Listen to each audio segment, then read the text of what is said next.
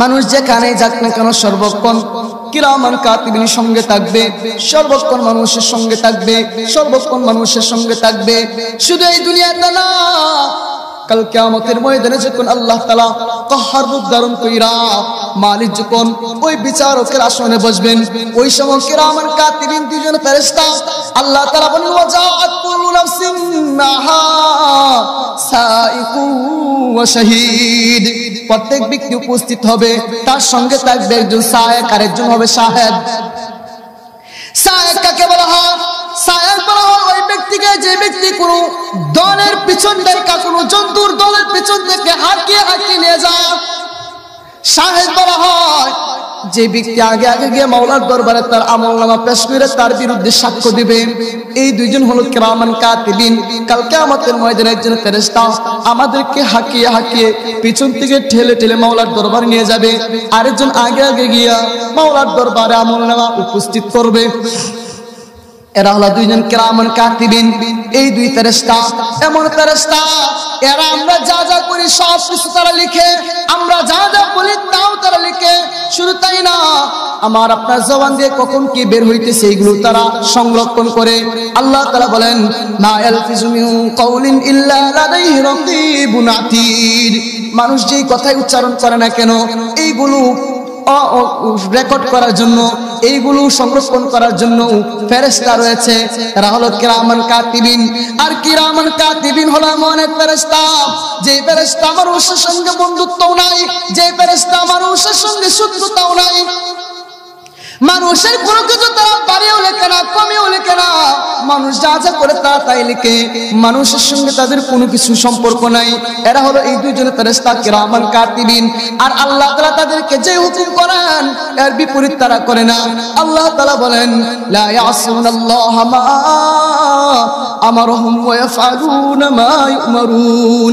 আল্লাহ পাক রব্বুল আলামিন তাদেরকে যেই হুকুম করে তারা তাই করে, তার বিপরীত করে না। তাহলে বলেন না, মানুষ যে কোনো কাজ করুক সমস্ত কাজের সাক্ষ্য কয়জন? কয়জন সাক্ষী? এক নাম্বার,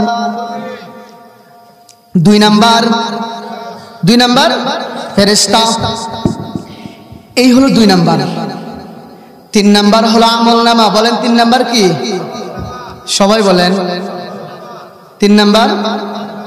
এক নাম্বার, দুই নাম্বার, তিন নাম্বার আমলনামা। আমলনামা হলো এমন এক খাতা, এমন এক রেজিস্টার, যে রেজিস্টার মানুষ দুনিয়ার মধ্যে মানুষ অনেক কিছুই ভুলে যায়, মানুষের স্মৃতি পথ থেকে মুছে যায়।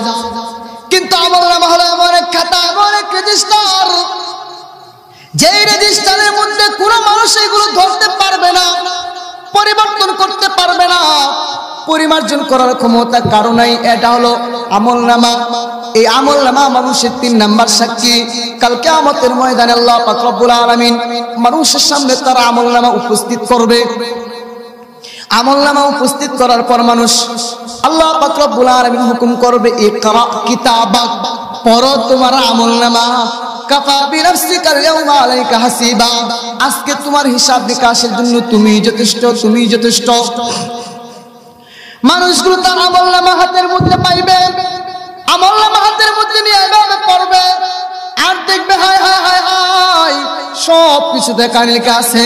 আল্লাহ তাআলা বলেন ওয়াউদি আল কিতাব, আমলনামা উপস্থিত করা হবে। তখন আপনি দেখবেন ফাতারাল মুজরিমিনা মুশফিকিনা মিম্মা ফি, তাতে যা যা লেখা আছে এইগুলো দেখার পর আপনি অপরাধীদেরকে দেখবেন ভীত সন্ত্রস্ত অবস্থা। আর তারা বলবে ইয়াকুলুনা ইয়া ওয়াইলাতানা মা লিহাযাল কিতাব, হায় হায় হায় হায় এটা কেমন আমলনামা, কেমন আমলনামা। লা ইউগাদিরু সাগীরাতান ওয়ালা কাবীরাতান ইল্লা আহসাহা, ছোট গুনাহ বড় গুনাহ কোনো কিছুই তো বাদ দেয়নি, সবই তো লিপিবদ্ধ আছে। ওয়াজাদু মা আমিলু হাদিরা, মানুষ যা যা করবে সব উপস্থিত পাবে। ওয়ালা ইয়াজলিমু রাব্বুকা আহাদা, আপনার রব কারোর প্রতি জুলুম করবে না, জুলুম করবে না, জুলুম করবে না। এই হলো আমলনামা। এই আমলনামার ভিতর মানুষের জীবনে যত কিছু করেছে সব কিছুই লিপিবদ্ধ থাকবে। এই আমলনামার দ্বারা একজন মানুষ জান্নাতের ভিতর প্রবেশ করবে।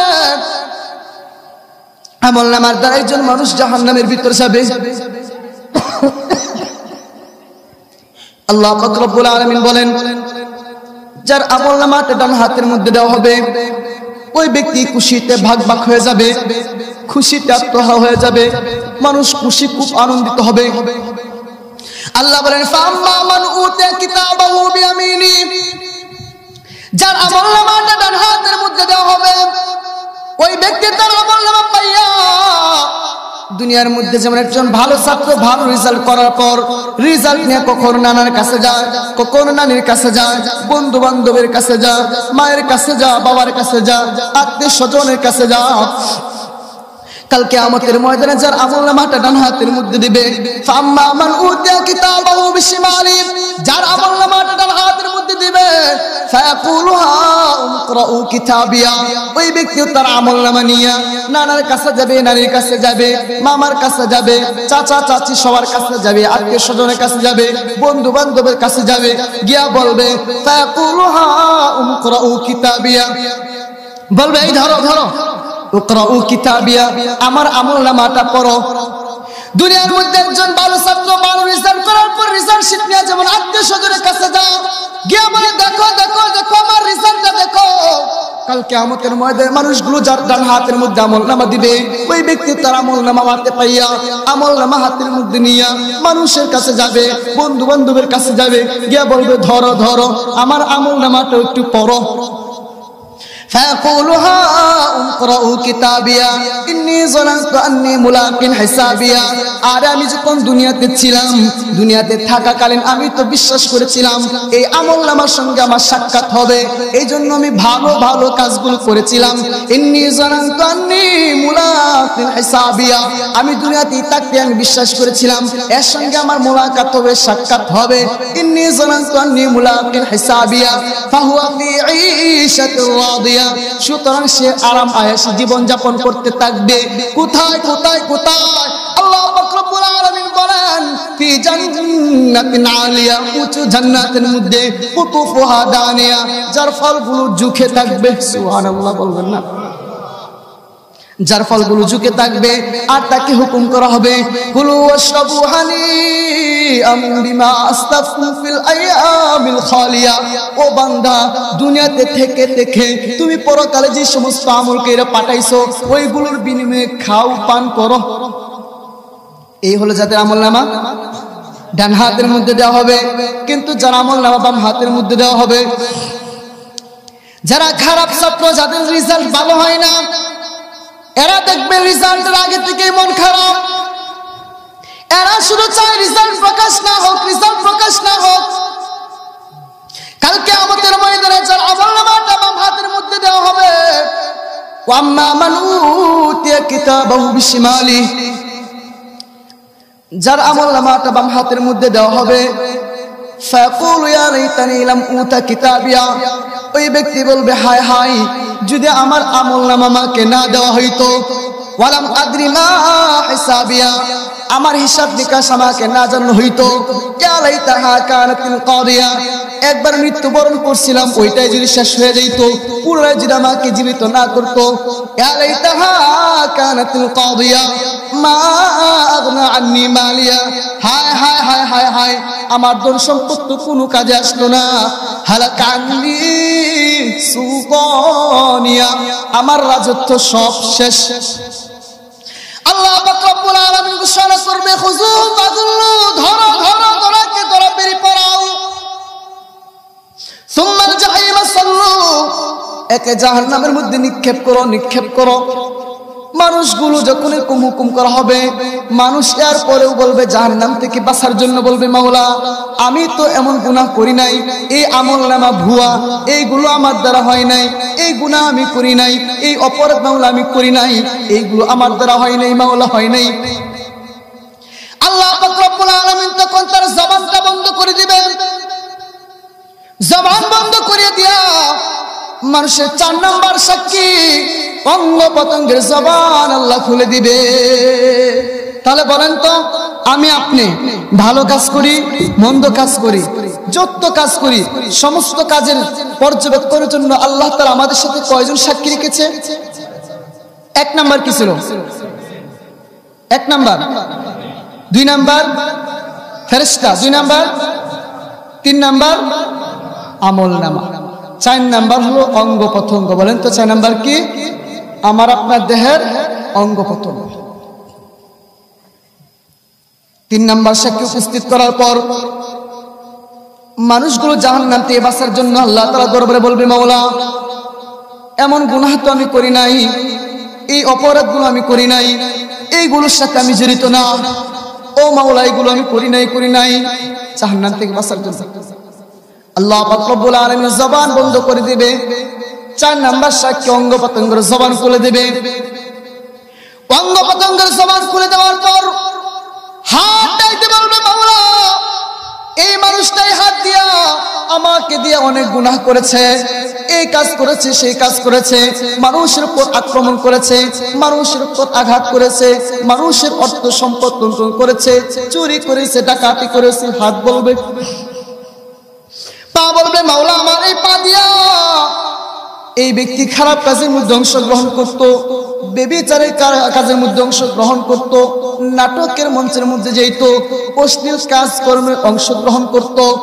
আল্লাহ পাক রব্বুল আলামিন বলেন, আল-ইয়াউমা নাখতিমু আলা আফওয়াহিহিম ওয়া তুকাল্লিমুনা আইদিহিম ওয়া তাশহাদু আরজুলুহুম বিমা কানু ইয়াকসিবুন।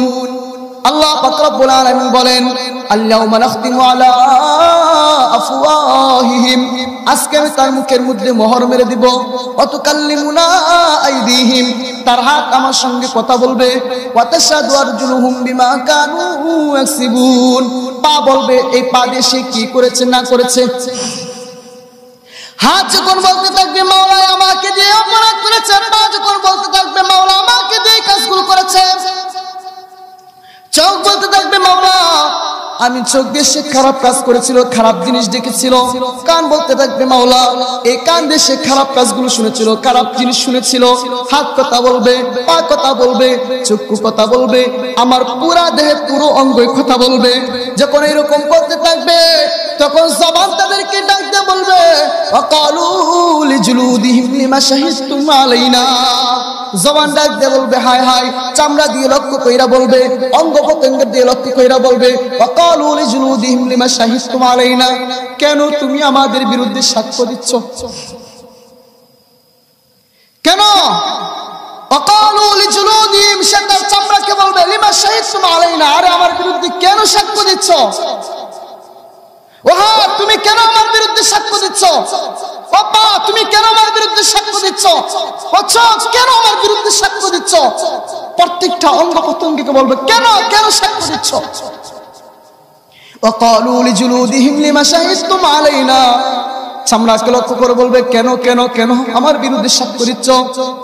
ওই সময় তারা বলবে, কালু আনতাকাল্লাহ, এই চক্ষু কথা বলবে, অঙ্গ প্রত্যঙ্গ কথা বলবে, সবগুলো কথা বলবে। তারা বলবে, আল্লাহ তাআলা ক্বালু আনতাকাল্লাহ, আল্লাহ তাআলা আমাদেরকে জবান দিয়েছে, আল্লাযী আনতাকা কুল্লা শাই, যিনি প্রত্যেকটা বস্তুকে জবান দিয়েছে।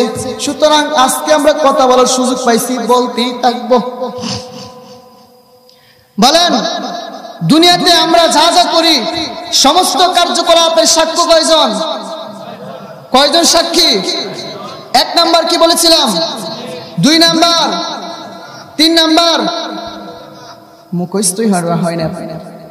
এক নাম্বার হলো জমিন, এক নাম্বার, দুই নাম্বার ফেরেশতা, দুই নাম্বার, তিন নাম্বার আমল নামা, তিন নাম্বার, চার নাম্বার অঙ্গ প্রত্যঙ্গ, চার নাম্বার অঙ্গ প্রত্যঙ্গ। আমরা যা যা করি, সবের কাজ করি, গুনাহের কাজ করি, যাই করি না কেন, এই যে চার অঙ্গ প্রত্যঙ্গ, আমল নামা, ফেরেশতা এবং জমিন, এগুলো আমাদের বিরুদ্ধে সাক্ষ্য দিবে। শুধু তাই না এই চারজন সাক্ষীর পর পাঁচ নাম্বার সাক্ষী হলেন আমার মাওলা। বলেন পাঁচ নাম্বার সাক্ষীকে? আল্লাহ। বলেন না পাঁচ নাম্বার সাক্ষীকে? দুনিয়ার সবকিছু ফাঁকি দিতে পারবেন, কিন্তু মাওলার চোখ ফাঁকি দেওয়া সম্ভব পারবেন? আমরা যেখানেই থাকি, মানুষ যেখানেই থাকে, যেখানেই বসবাস করে, সেখানে আল্লাহ আছেন নাই? ওয়া হুয়া মাআকুম আইনামা কুনতুম, তোমরা যেখানেই থাকো তোমাদের সঙ্গে আছেন আল্লাহ। বলেন তোমাদের সঙ্গে কে আছেন?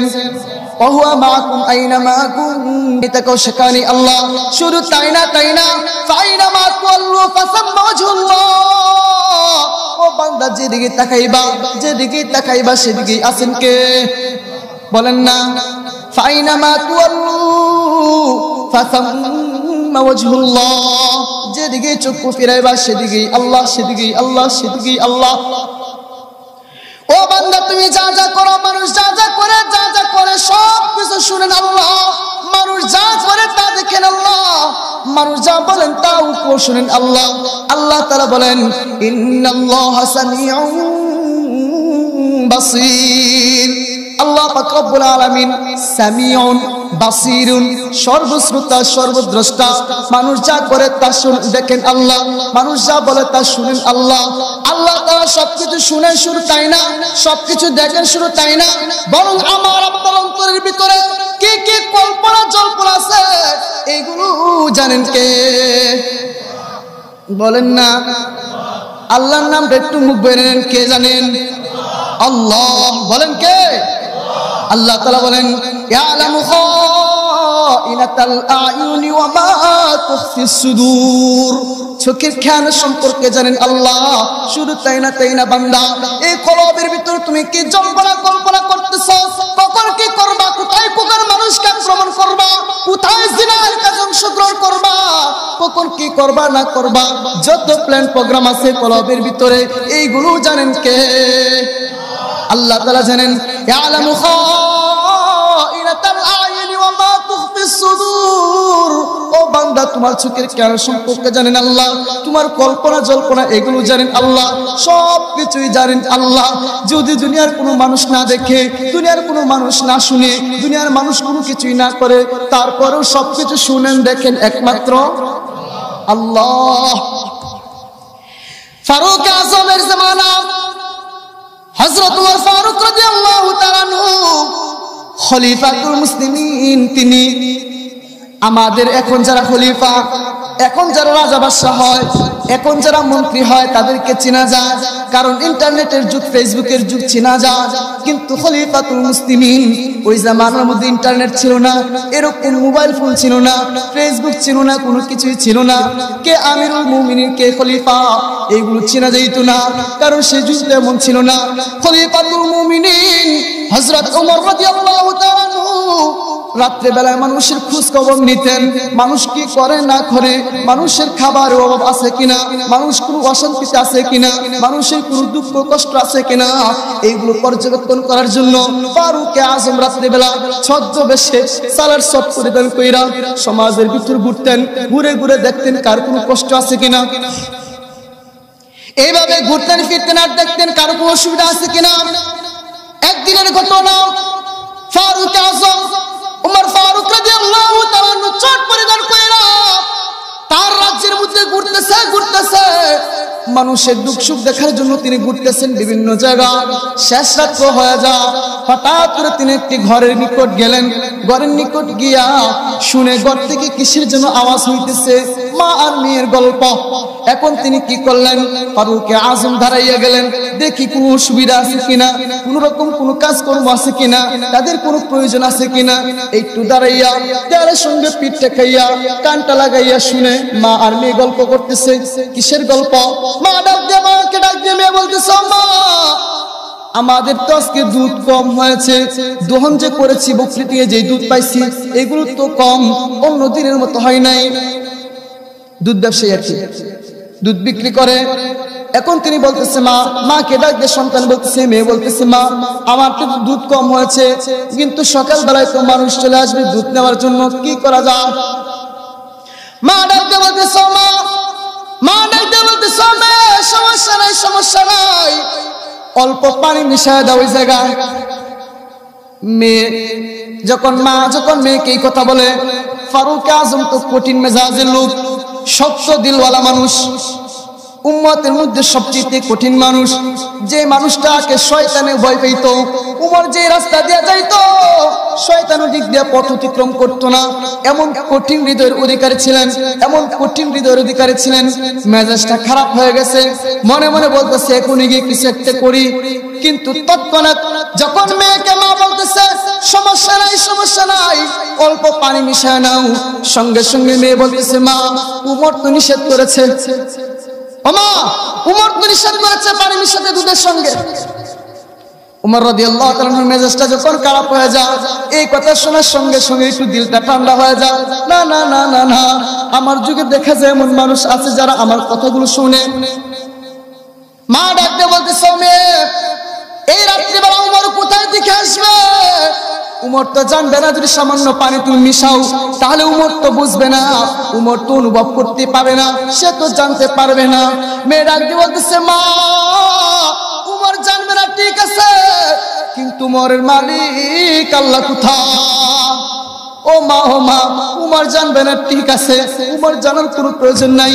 ফারুক জানবে না, তিনি জানবে না ঠিক আছে মা, কিন্তু তার তো একজন মাওলা আছে আল্লাহ, তিনি কোথায়, তিনি কি দেখবেন না? দেখেন সেই জামানায় যেমন ছিল খলিফাতুল মুসলিমিন, যেমন ছিল রাজা প্রজারাও তেমন ছিল, প্রজারা যেমন ছিল রাজারাও তেমন ছিল, প্রজারাও ছিল মুত্তাকি, রাজাও ছিল মুত্তাকি। আজকে আমি আপনি ভালো না হওয়ার কারণে আমাদের মন্ত্রীগুলো আমরা ভালো পাই না, আমি আপনিও বাটপার, মন্ত্রী এমপি যারা হয় তারাও হয় বাটপার। আজকে আমি আপনি আমার আপনার ভিতর নিজের স্বভাব চরিত্র ভালো নাই, তো নিজে ভালো না হইলে আপনি মন্ত্রী এমপি ভালো পাইবেন কিভাবে? নিজের স্বভাব চরিত্র ভালো না থাকার কারণে নিজেরাও যেমন পাইছেনও তেমন। নির্বাচনের সময় তো কম খান না, বাপরে বাপ, মাগনা চা পায়া বাপে পুতে মিললে খায়। তো আপনি আমি যেমন বাটপার, আমাদের যারা আসে তারাও তেমনই হবে। তো ফারুক আজম তার যে সমস্ত প্রজা ছিল তারা ছিল মুত্তাকি, তারা ছিল আল্লাহওয়ালা, এই জন্য তারা রাজাও পাইছে আল্লাহওয়ালা। ফারুক আজম এই কথা যখন শুনলেন, মেয়ে বলতেছে মা উমর ফারুক দেখবে না ঠিক আছে, কিন্তু উমর ফারুকের মাওলা তো দেখবে, আল্লাহ তো দেখবে। ফারুক আজম এই কথা শুই না তিনি চলে গেলেন রাজপ্রাসাদে। পরের দিন সকালে রাজপ্রাসাদের মধ্যে বৈশা লোকদেরকে পাঠাইলেন, যাও যাও অমুক এলাকায় যাও, ওই এলাকায় গিয়ে দেখবে একটা ঝুপড়ি ঘর, ছোট্ট ঘর, ওই ঘরের ভিতর মা আর মেয়ে দুইজন আছে, তাদেরকে নিয়ে আসো। ফারুক আজমের সৈন্যরা যা ওই ঘরের ভিতর গিয়ে সালাম জানাইয়া বলতেছে মা আপনাকে এবং আপনার মেয়েকে ফারুক আজম সালাম জানাইছে, উমর ফারুক সালাম জানাইছে।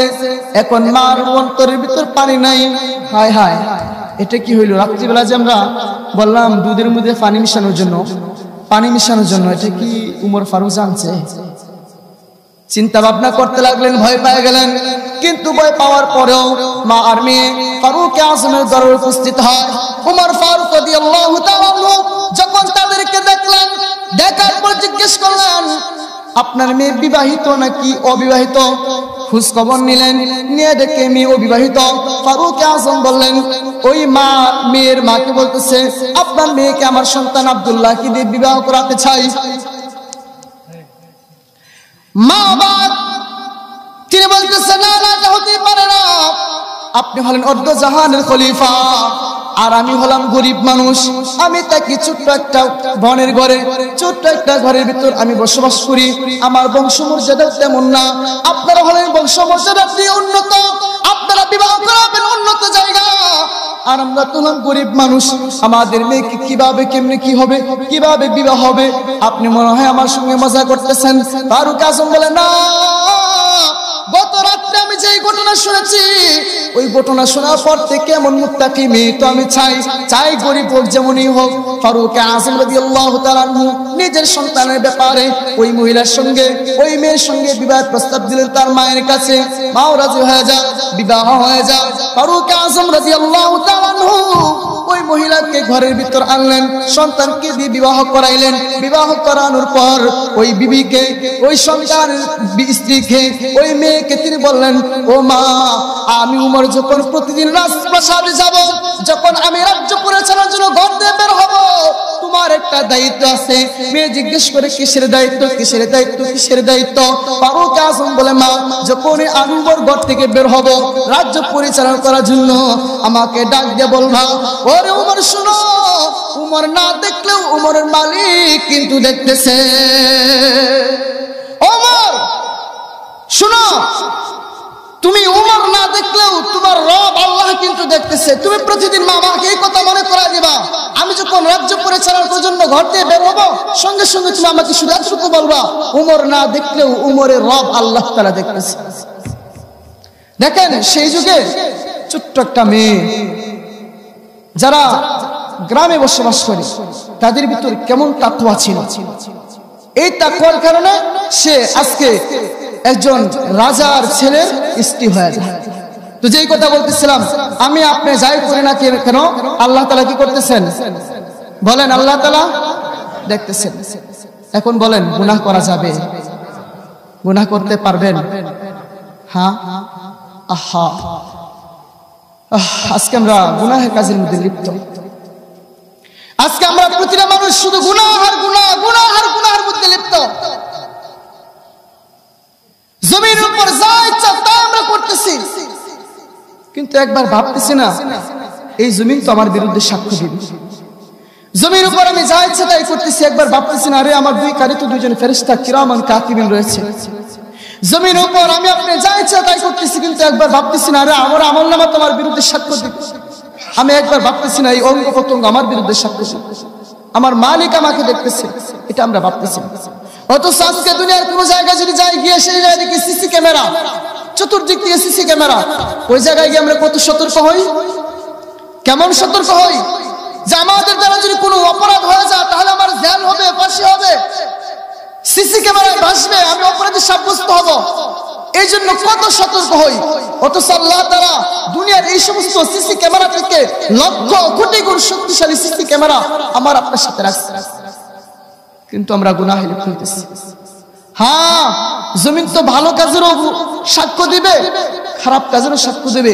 এই জন্য জমিনের ভিতর আমরা যখন চলবো, যখন জিকির করবো লা ইলাহা ইল্লাল্লাহ, যখন পড়বো, যখন জমিনে থাকবো, তখন জমিনের মধ্যে আমরা নামাজ আদায় করবো। জমিন আমার নামাজের সাক্ষ্য দিবে। জমিনে সুবহানাল্লাহ পড়বো, এটা জমিন সাক্ষ্য দিবে। জমিন আল্লাহু আকবার পড়বো, জমিন এটা সাক্ষ্য দিবে। জমির উপর তাসবিহ তাহলিল করবো, জমিন এইগুলো সাক্ষ্য দিবে।